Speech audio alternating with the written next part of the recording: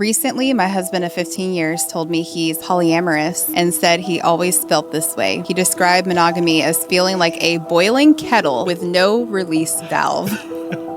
I was completely blindsided, but just a few weeks later, he told me he already had someone in mind. A divorced neighbor he talks to at the bus stop. I'm only laughing because what type of bullshit you trying to pull off, bro? No, you just want to f the neighbor. So like, this is a deal breaker. Recently, my husband of 15 years told me he's polyamorous and said he always felt this way. He described monogamy as feeling like a boiling kettle with no release valve. I was completely blindsided, but I love him and our family.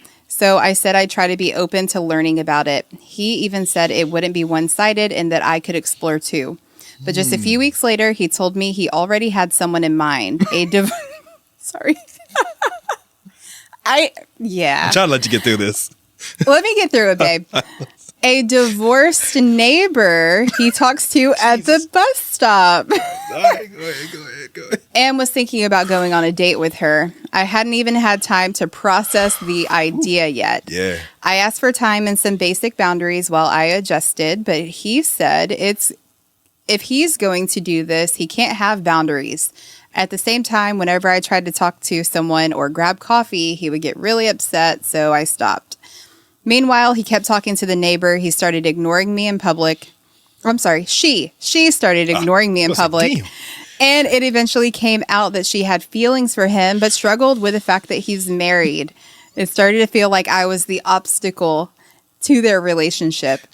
I finally told him I wasn't comfortable with that specific relationship, and he agreed to stop talking to her. But later, I discovered they were still texting. He had her notifications silenced and was deleting their messages, and every time I asked, he denied it. When I confronted him, he said he hid it because he didn't know how I'd react. He was more upset that I checked his phone than that he lied. Now I feel like a shell of who I used to be. I could barely get out of bed, and the only reason I'm functioning at all is because of my kids. How do I stop spiraling and regain control of my life and my marriage? Okay. All right. Listen. I don't even mean to laugh. I'm only laughing because what type of bullshit you trying to pull off, bro? Hey, listen, dude. I get it because I've been a man all my life, okay? And I done tried to get some shit off before. But bro, what type of bullshit you trying to get off right now? Like, quit the fuck, okay? Bro, you want a hall pass. You started liking some girl. You thought the girl was cute, and you want to smash the girl, but you don't want to put it in a way that you're cheating on it. So you all of a sudden believe in polyamorous. Yeah. You all automatically believe in a polyamorous lifestyle. No, you just want to fuck the neighbor. That's exactly what it is. You just want to fuck the neighbor, bro. It's as clear as that. Oh my God. That's what it is. Yo, listen, I done try to get some shit off in my life, okay? But this is a new low, okay? Listen, man. Oh my God. Listen, man. Good Lord. I'm not shooting you no bail here, bro. I'm not shooting you no bail. You can't just in the middle of a monogamous relationship decide you want to go polyamorous so you can fuck the neighbor. He's been thinking about it for a while and then already have someone lined up ready to go 2 weeks later. No, absolutely not. You selling some bullshit right now. You already know what was happening is they've been flirting at the bus stop in front of the kids. Damn them. How are you going to bring the kids into this? You were at a bus stop. He's been plotting this. Absolutely. This is wild. Yes. So that's immediately how I reacted when I responded. Like, I've heard it all. How do we even discuss this? How do we even discuss this? Because I feel like it's just so clear as day, like what he is doing. I mean, there's a conversation. Listen, I can make anything into a conversation. First and foremost, I guess I'm just going to tell you how to get your life back on track. Well, I'll do that at the end because now I'm going to talk my shit. I'll tell you how to get your life back on track. But yeah, he's on some bull. But okay. she actually was considering this. Not saying she was considering a yes. Yeah. But most women aren't even willing to they're closed think off about this. to the idea of that. So you almost had it in the bag, bro. Like you was rounding third base. You just couldn't wait for the batter to hit one more pop fly. Holy shit. I don't know baseball, but you couldn't wait for the batter to hit one more pop fly before you ran home. And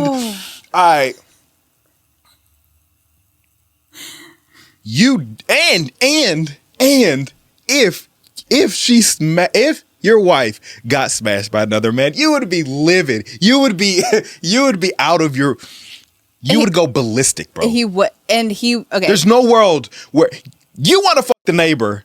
And that's all this is about. There's no world where you would be okay with your girl. I had to summarize that a little bit because it was definitely long. Yeah. But she tried to, be a little open and talk to people out in public. Yeah. And he would get so angry about it. Yeah. Well, and so that is what really did it for me. And I was just like, no, he wants his cake and eat it too. And he does not want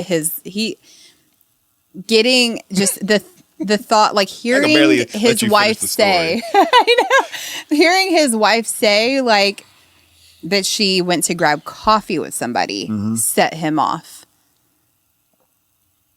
You lucky that's all she did. What if she went all in? Yeah, what are you going to say? What if she just dived in? You can't even say anything at that point. What if the next day she had something lined up? Literally. I would be applauding her. Absolutely. Just dived into the sea of dicks. She was like, what if she was like, I was going to talk to you about this too. I was actually thinking the same thing. I'm glad you brought it up. How dare you, woman? Yeah, you would have had him. Listen, man, the double standard is strong in this one. The wanting your cake and then eating it too is strong in this one. The hypocrisy is strong in this one. Yes. There's no, she's not even asking about him. She's asking, how does she even get her life back on track? Again, I'll tackle that here in a minute. Okay. So, first things first, you just want to smash the neighbor. You cannot start a monogamous relationship and then all of a sudden pop up and talk about you want a polyamorous relationship. Let's just say you were being genuine. Let's just say that is the lifestyle that you wanted to live. And you do have a conversation with your partner about it. You have to be open. You have to be open to everything that entails. Yeah. Now, if you wanted polygamy, which I think is just you doing stuff and your wife being okay with it, that's what you should have brought to the table, because it sounds like you're not cool with it going both ways. And you probably didn't think that she would even jump on that, which probably is a shot to your ego. And I will say that most women probably wouldn't, even if you get a woman who's okay with polyamorous, most women, I won't say most women because I'm making that statistic up. I would think that a lot of women probably would still not pursue other men. Because many of y'all aren't built that way. When a woman is in love with her partner, she's typically just in love with her partner. She's not super quick to give her body to somebody else that she doesn't love, especially when she's in a loving relationship. That's a lot of work too. Yeah. And there's just a lot of, you're spreading a lot of germs around, man. There's a lot of unsanitary things going on. No, I won't say I'm not against. For the people that live that lifestyle, more power to you. I'm not going to sit here and make judgments on that. That's not my place. That's neither here nor there. Even if that was a genuine ask, you have to be okay with it going both ways. Otherwise, that's not what you pose. You pose polygamy again, which I think is where it's just the man who can move around, but the woman stays loyal. And she probably wouldn't be down for that either. You only did that so that you could get off doing what you wanted to do and hoping that she wouldn't do it back to you. I always thought polygamy was like a 3-way relationship. Well, what is that called? I think it's where you can have multiple wives or something like that. Okay. But only the man. Oh. Yeah, the man can. It's not an open relationship. Basically, he asked for an open relationship. Got it. Okay. And that's not what he wanted. He wanted a one-way street. and she stays positioned. I don't know. It's polygamy, all these words. I don't feel like looking it up right now, but you get the gist of what we're saying. Because it's too many, words, or it's too much going on there. But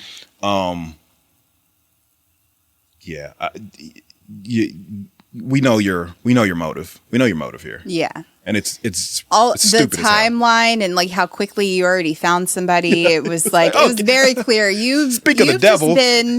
You've been getting to know her at this bus stop. Since we're on the topic, I also actually have somebody. I have somebody. I actually got somebody in mind. If you're, she's been tucked away in my back pocket this whole time. Yeah, listen, this takes a whole different type of person.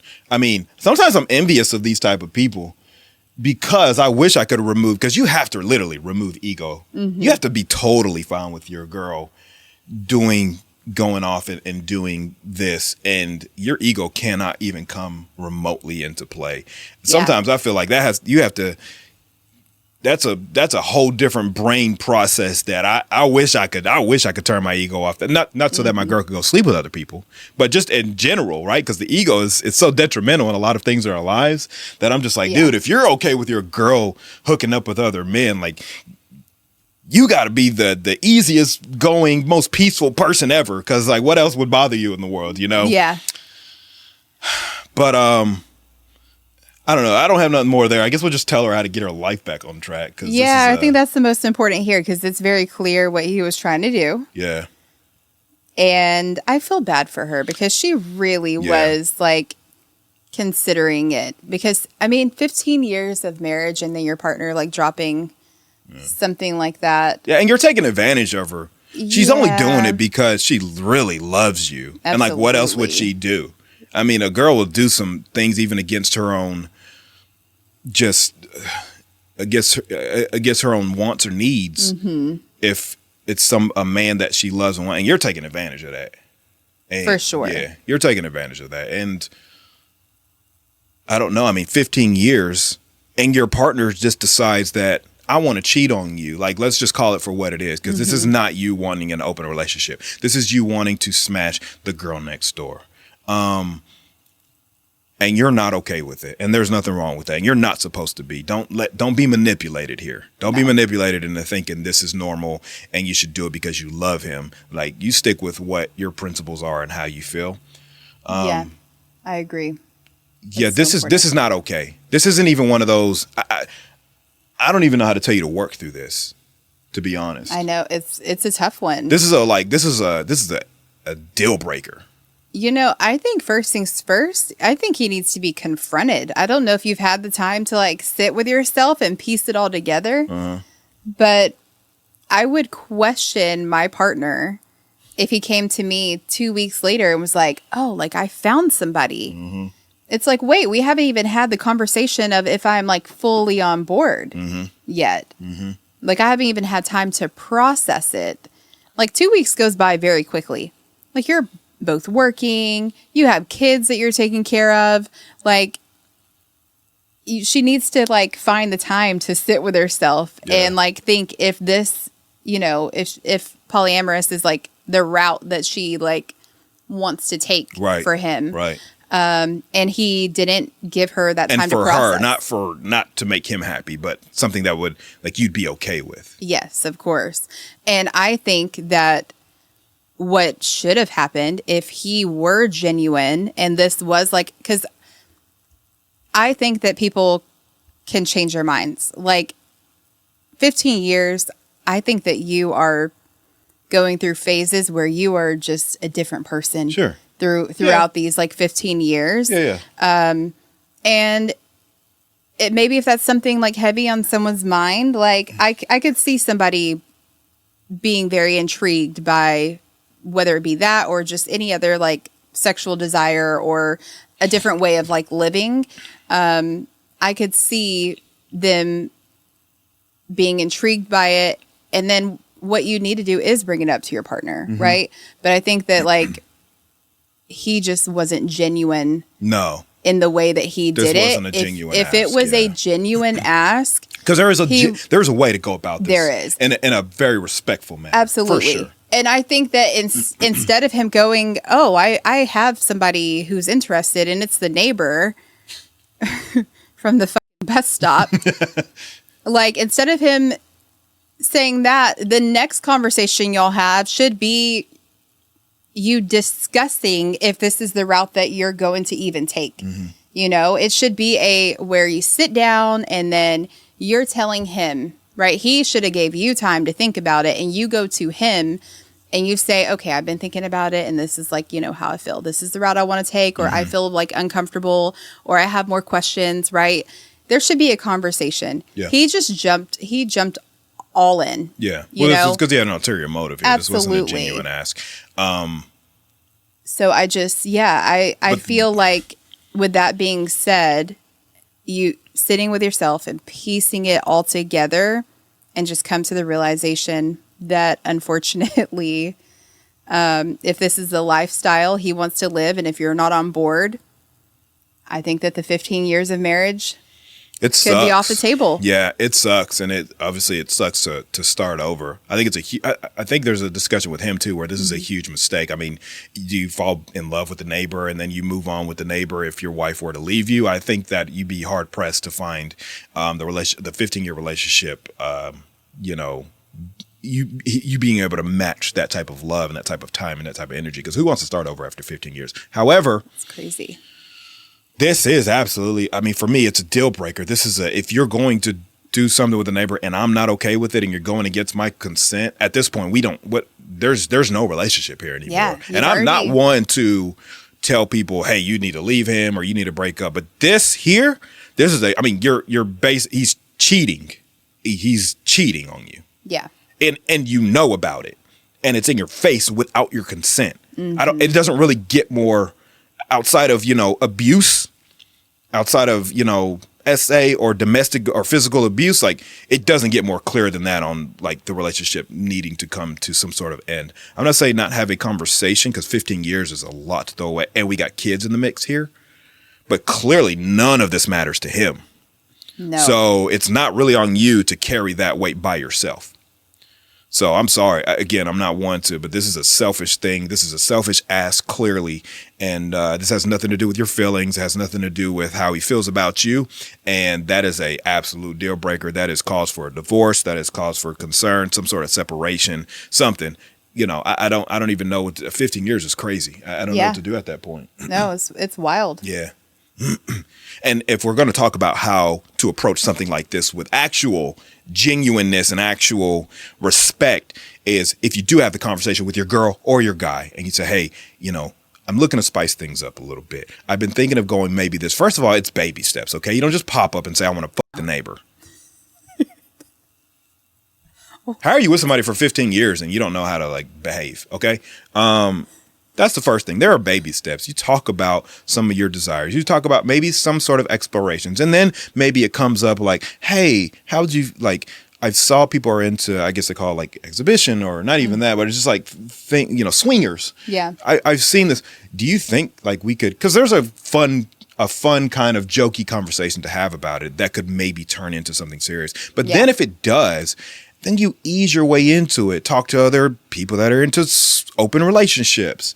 Maybe go to some sort of swingers club and see how you both feel about the visual and the optics of your partner, with someone else, or even just like not even doing anything, but just the potential of it, and see how you feel at that point, because you both will know pretty immediately. I can't handle this. Yeah. Or I kind of like this. This goes one of two ways.